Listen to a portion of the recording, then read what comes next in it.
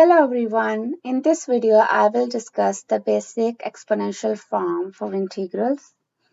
So I'm just continuing with our series of methods of integration. In the previous video, I discussed the basic logarithmic form. So make sure you also check out that video. All right. So when we learned about the derivatives, we learned that derivative of an exponential function is the function itself. So derivative of e raised to power x is equal to e raised to power x. Similarly, if we reverse this process, we find that integral of e raised to power x dx is e raised to power x plus c. And we can just find a general formula if we have just in place of x we have some other expression or other function. So then if we have this form e raised to power u du, so integral of that would be e raised to power u plus c, where u is equal to fx. So we can just write this in other words. So basically you can just plug in the value. So let u is equal to fx. So this tells us that the differential of u would be f prime x dx. So if I plug in the values here, so we get e raised to power integral of e raised to power fx, and in place of du we're gonna write f prime x dx is equal to e raised to power fx plus c. If we analyze this form, we notice that exponential, so we have exponent of as a function and we have differential of the function. So when we have all these two things together, so the integral is e raised to power the function plus c. So we're going to use this in our coming examples. So let's take a look at the first example. In this example, we have e raised to power minus 3x dx. And we notice that we have some other function in the power.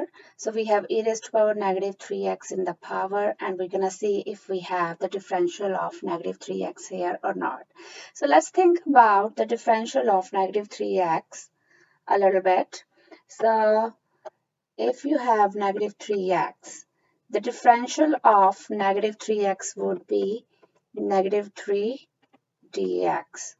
So in this case, we don't have negative 3 dx here, but we can make it. So I'm gonna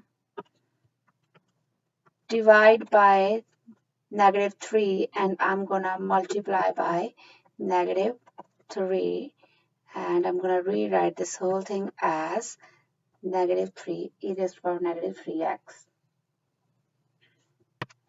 Now we notice that we have e raised to power a function and differential of the function. Whenever we have this form, we know that the integral is e raised to power function. So we're just going to apply that formula and we get, so negative 1 over 3 e raised to power negative 3x plus c. So that is our required solution.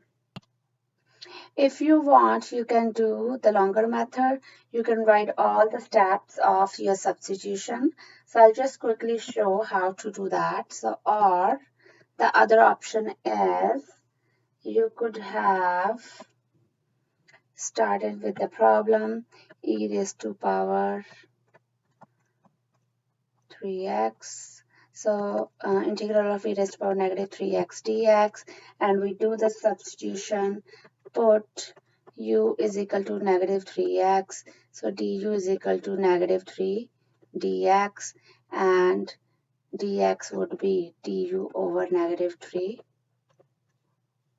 Okay, so when we do the substitution, our expression becomes e raised to power u, and in place of dx you write du over negative 3, and you would get 1 over negative 3 integral of eu du. So that will be just e raised to power u plus c.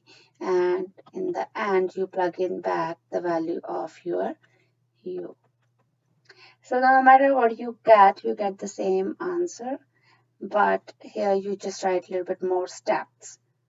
So you can choose which method works best for you. Let's take a look at the next example. So this problem looks quite complex if we take a look for the first time, but by dividing term by term and using the laws of exponents, we can put this integral in the proper form of integration. So let's take a look.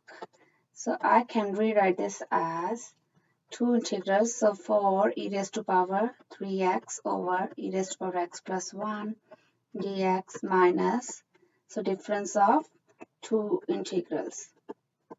And then we can use the rules of exponent.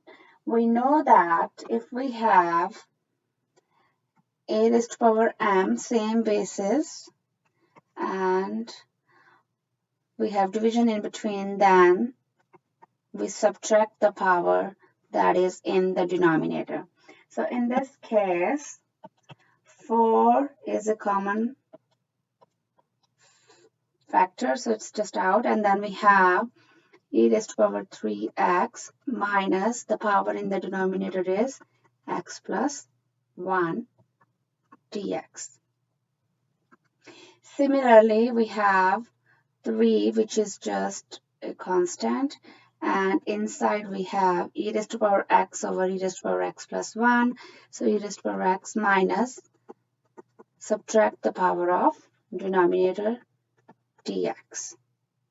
So hence we got e raised to power 3x minus x minus 1 dx minus e raised to power x, and then you multiply by minus, so minus x minus 1 dx.